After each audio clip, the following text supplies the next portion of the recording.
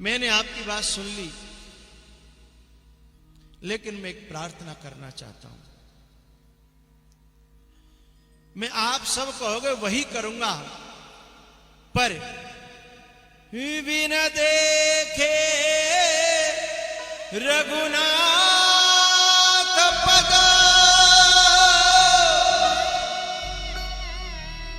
जिया की जरने न जाए।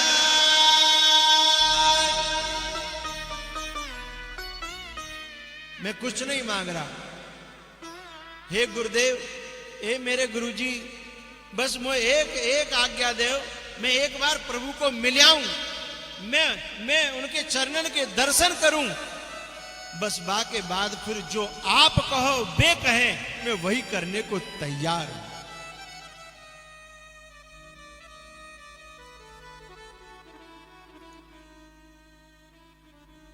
और भरत जी महाराज, क्योंकि भरत जी महाराज संसारी नहीं है, संसार को तो संसार की संपत्ति मिल जाए संसारी को तो फिर वो भगवान को भूल जाता है, लेकिन भरत तो उनका तो एक ही संकल्प है कि तू न मिला तो ये सारी दुनिया की कोई कीमत नहीं है।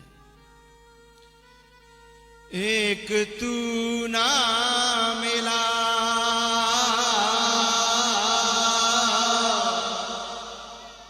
सारी दुनिया मिले भी तो क्या है। एक तू ना मिला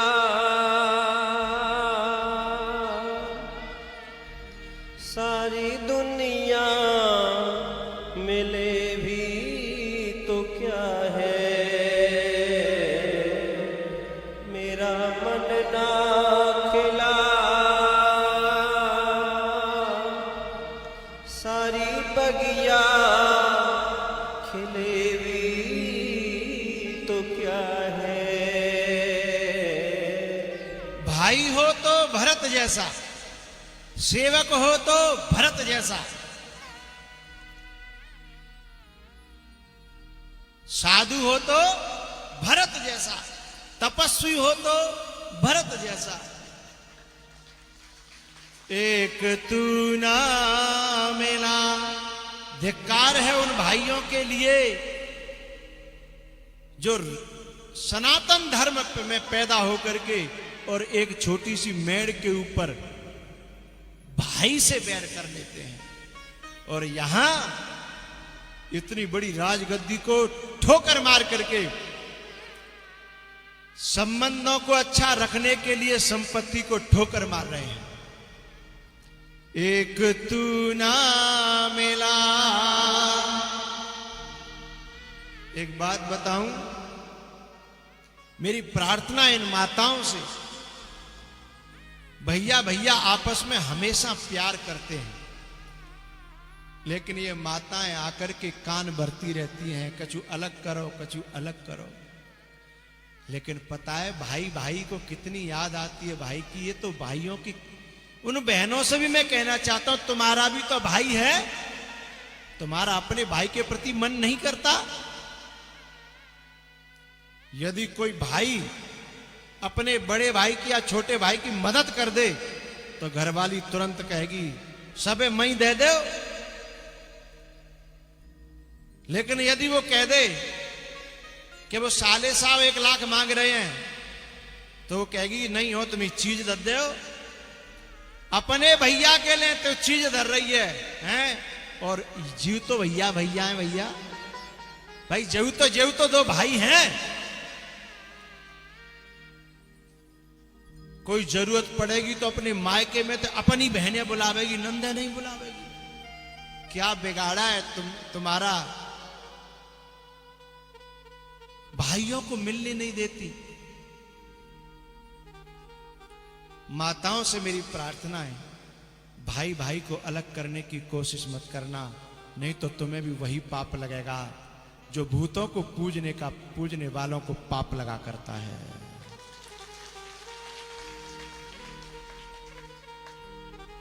यदि कोई भाई अपने भतीजे को मैंने देखा है, अपने भतीजे को छुप करके कुछ सामान देते हैं गरबा ये पता लग जा तो छाती पर चढ़ बैठती है, भतीजे को दिया तुमने। लेकिन वो क्योंकि तू तो पराए घर में ते आई है ना, त्यो तो खून ना है ना, बाको तो खून है, भतीजे वाके है, बाकी हृदय में जो प्रेम है तू कहा जाने है। तो कम से कम तू मिला नहीं पा रही तो तोड़वे को प्रयास तो मत करे हैं। उन नारियों को नरक में भी जगह नहीं मिलती जो भाई भाई को अलग कर देती हैं। उन नारियों को नरक में भी ठौर नहीं मिलती जो मां से बेटे को छीन करके अलग कर देती हैं।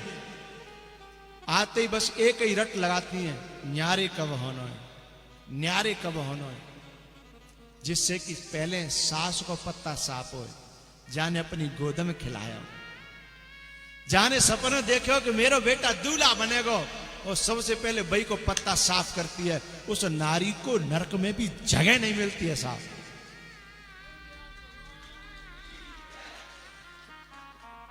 बेचारी मां ये हमेशा पूजा करती है, मेरे बेटा की ऐसी बहू आवे, ऐसी बहू आवे, और जब बहू आकर के उसी मां के कलेजे पर छुरी चलाती है तो क्या उसे परमात्मा क्षमा करेगा? मैंने ऐसे ऐसे बेटों को देखा जो अपनी मां से मिलने के लिए छुप करके जाते हैं और मां से कहते हैं बताना मत, नहीं तो वो तेरे से भी लड़ेगी और मेरे से भी लड़ेगी। जिनके पतियों को अपनी मां से मिलने के लिए छुप के जाना पड़ता हो, वो बहू नहीं है, वो तो वह घर की सबसे बड़ी डाहिन है, डाहिन। अरे तुमने मां से बेटे को अलग कर दिया। और ध्यान रखना, इस संसार में बदले कभी जाते नहीं है। आज तुमने बेटे को मां से दूर किया है, कल तुम भी मां बनोगी और तुम्हारी भी कोई बहू आएगी और तुम्हें दूर कर देगी।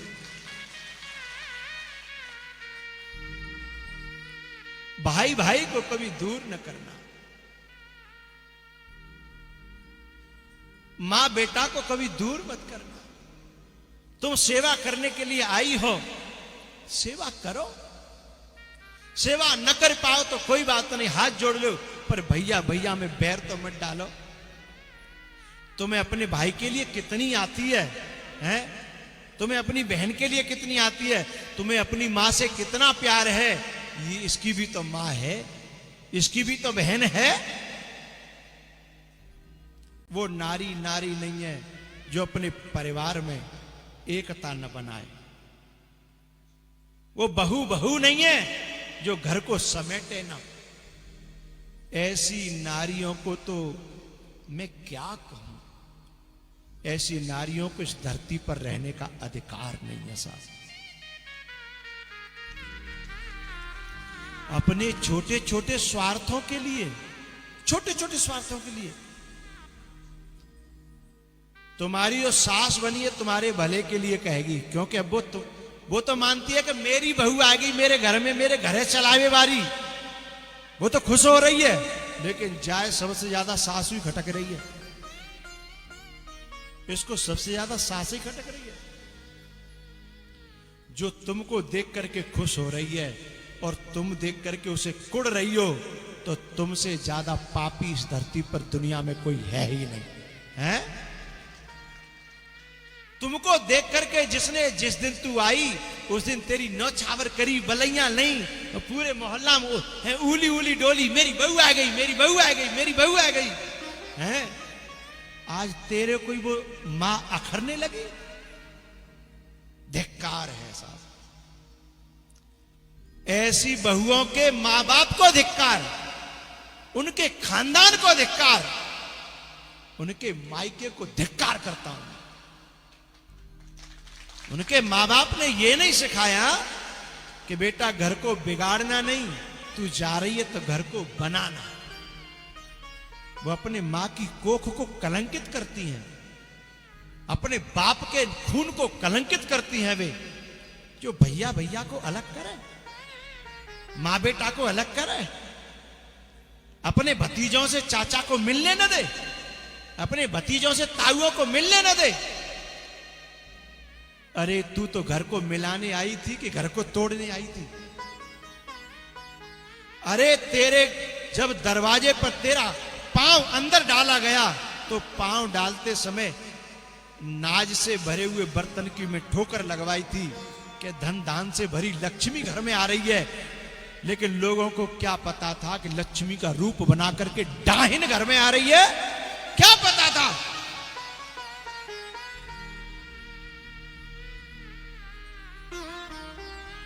मेरी प्रार्थना है, हे माताओं, तुम चाहो तो घरों को बांध दो और तुम चाहो तो महाभारत करा दो, भैया भैया को लड़ा दो। तुम चाहो तो मां बेटा को अलग कर दो, लेकिन तुम ये करने के लिए पैदा नहीं हुई।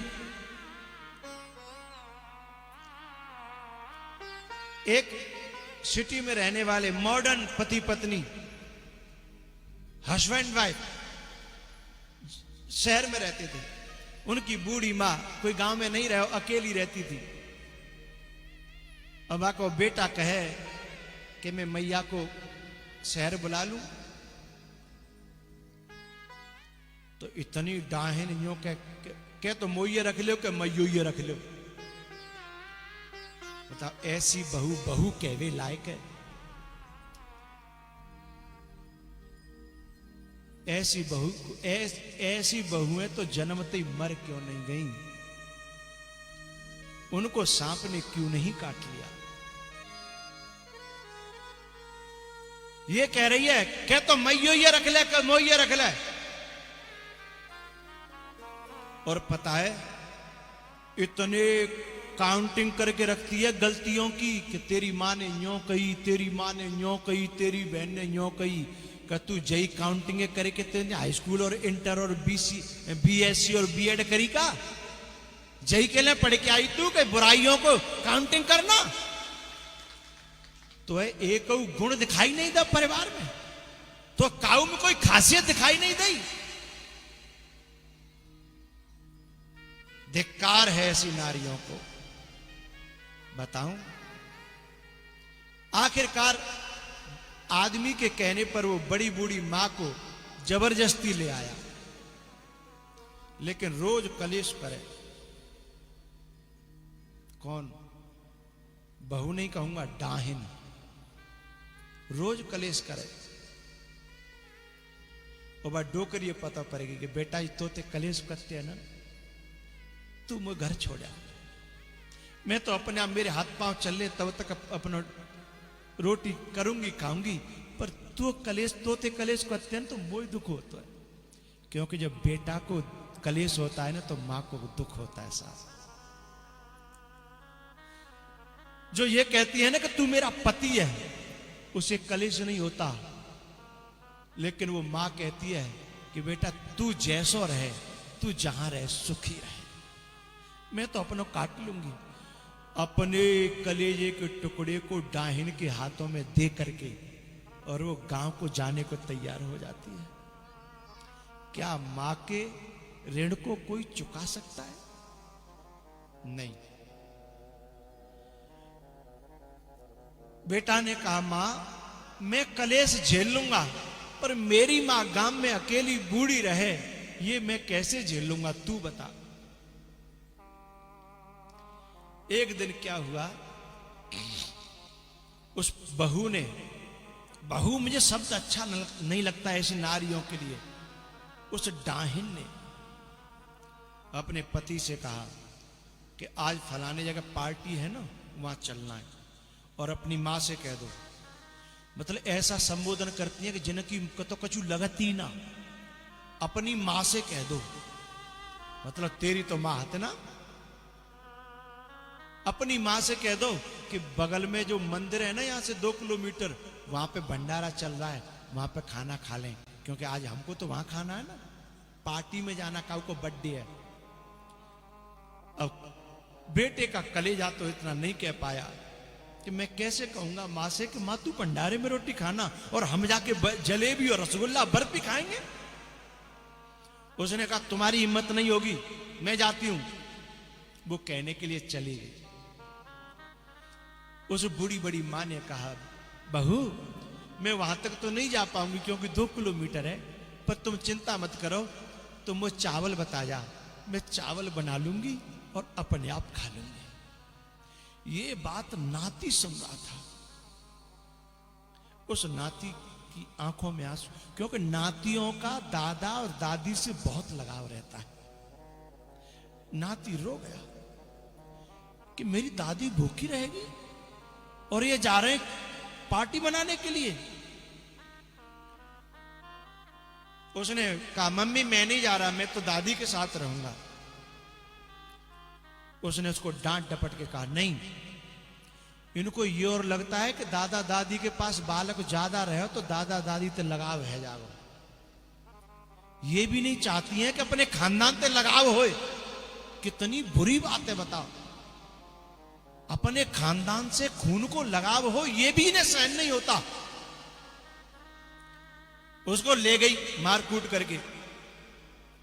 जब खाना खा करके उधर से आ रहे थे तो उस बालक ने एक बात कही, मम्मी जब मैं बड़ा हो जाऊंगा ना तो अपने घर में ही बिल्कुल घर से लगा हुआ बहुत बड़ा मंदिर बनवाऊंगा।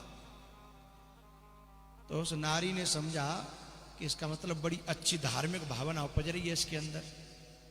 उसने कहा बेटा तेरे दिमाग में ये बात कैसे आई मंदिर की? बोले इसलिए आई मम्मी क्योंकि जब मैं बड़ा हो जाऊंगा, मेरी शादी हो जाएगी, जब मैं अपनी पत्नी के साथ कहीं वहां जाऊंगा पार्टी में, तो मैं नहीं चाहता कि तुम्हें 2 किलोमीटर जाके भंडारा खाना पड़े।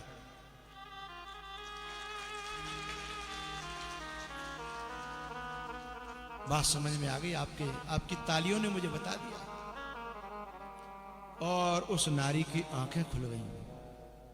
इसका मतलब मेरी भी तैयारी चल रही है, जो मैं कर रही हूं उसका भुगतान के लिए बीज बोया जा चुका है।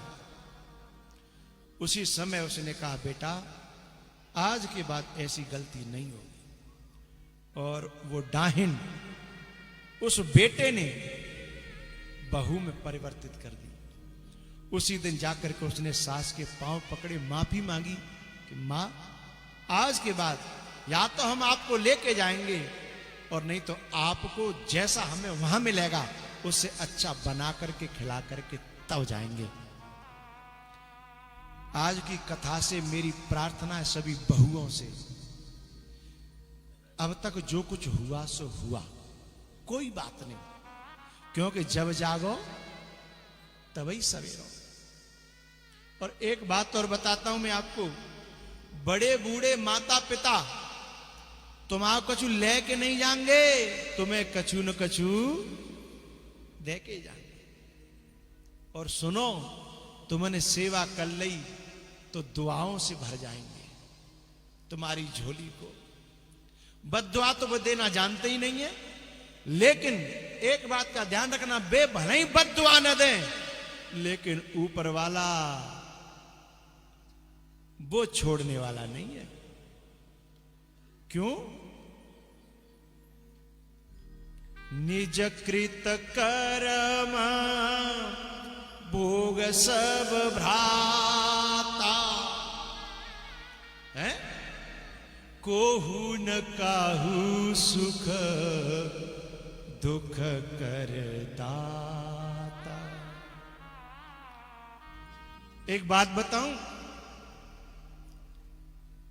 कुछ ऐसी यहां बहुएं बैठी होंगी, जब इनके घर में भाभी आ जाती है मायके में, और जब भाभी इनके माँ बाप को सताती है ना, तब इनकी समझ में आती है कि माँ बाप को जब बहू दुख देती है तो कितना कष्ट होता है।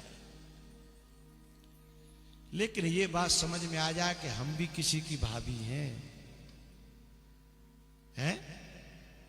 तो घर घर में स्वर्ग हो जाए, घर घर में वैकुंठ हो जाए, घर घर में वैकुंठ उतर के यहां आ जाए धरती पर, भारत की पर। तुम्हारी भाभी जब तुम्हारी मां को सताती है, तुम्हारे बाप को जब उल्टा सीधा तुम्हारी भाभी कहती है, तो तुम्हारी छुरी तुम्हारे कलेजे पर चलती है ना, तो तुम भी किसी की मां के कलेजे पर छुरी चला रही हो। तो भैया भैया को कभी दूर मत करना प्यारे, मां बेटा को कभी दूर मत करना।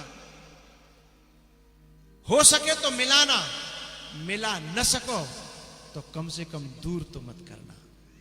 भला किसी का कर न सको तो बुरा किसी का मत करना है। पुष्प नहीं बन सकते हो तो कांटे बनकर मत रहना। भरत जी महाराज ने कहा कि हे गुरुदेव, एक बार मेरे प्रभु के केवल चरणों के दर्शन करा दो। एक तू ना मिला सारी दुनिया मिले भी तो क्या है। एक बात और बीच में कहना चाहता हूं, उन बहुओं को एक दिन बहुत बुरे दिन देखने पड़ेंगे। व्यासपीठ से कह रहा हूं, उन बहुओं को एक दिन बहुत बुरे दिन देखने पड़ेंगे जिनकी सास के मुंह से ये शब्द निकल जाए कि जा काले मुड़की ने आकर के मेरो तो कलेजे को टुकड़ा छीन लो, मेरो बेटा छीन लो। ये शब्द तब निकलता है जब मां का कलेजा बहुत दर्द से भर जाता है?